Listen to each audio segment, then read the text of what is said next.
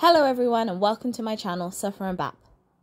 Today I'm going to give you some tips on traveling on a budget. I have to caveat that by saying that it's not about being cheap, but rather smart spending and prioritizing what you enjoy. I'll be covering everything in 2 videos. In this first one, I'll be covering flights, accommodation and tours.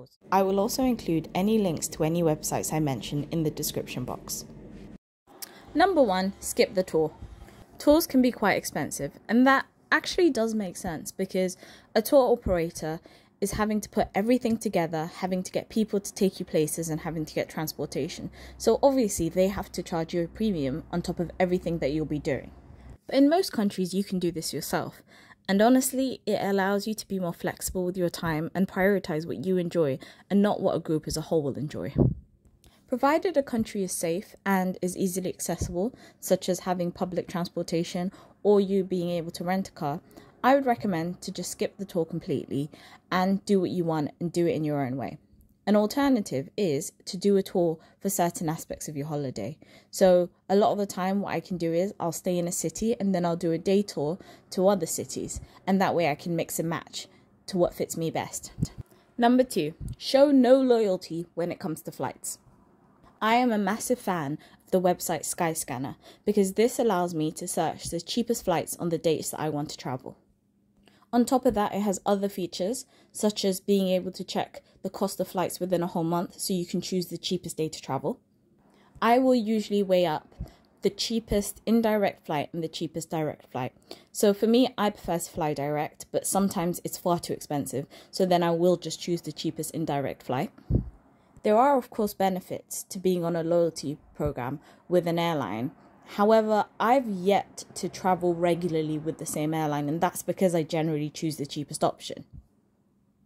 Before I move on to my final point, if you're enjoying my content, please like and subscribe. Your engagement with my content helps me to create more videos. And if there's anything else you want to hear about, please do comment below.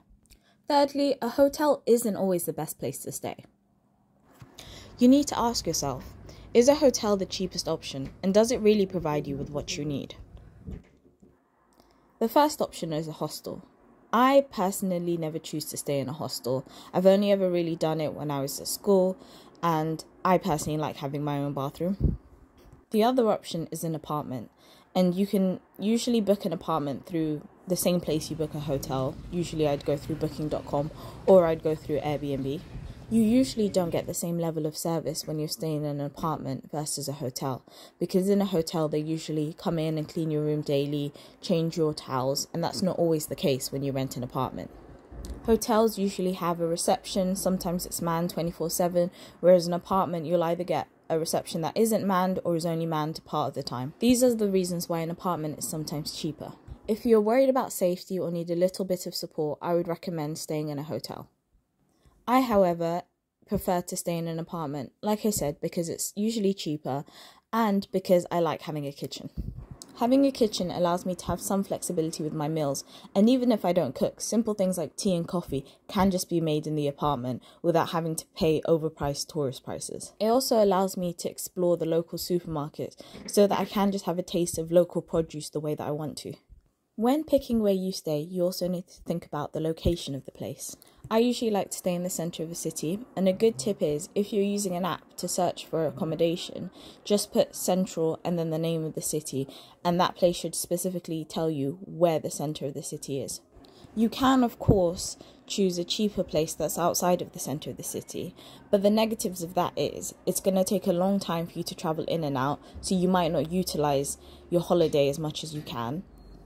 Also, depending on where you are, you may end up using a lot of money on transportation, whether that's taking a metro in and out, or whether it's renting a car and having to drive around the city. There is a balance to be had on the location versus the cost of the place.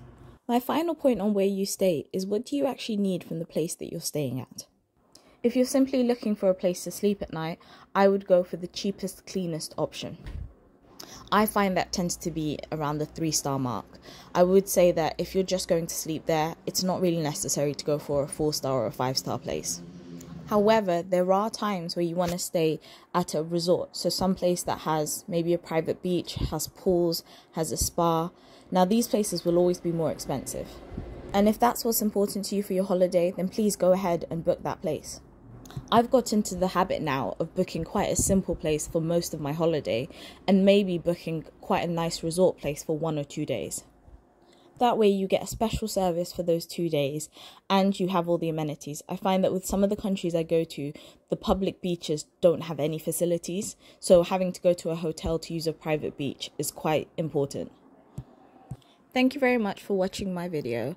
Please let me know in the comments below what was your favourite tip. If you haven't already, like this video and subscribe so you'll be notified when part 2 of this video comes out.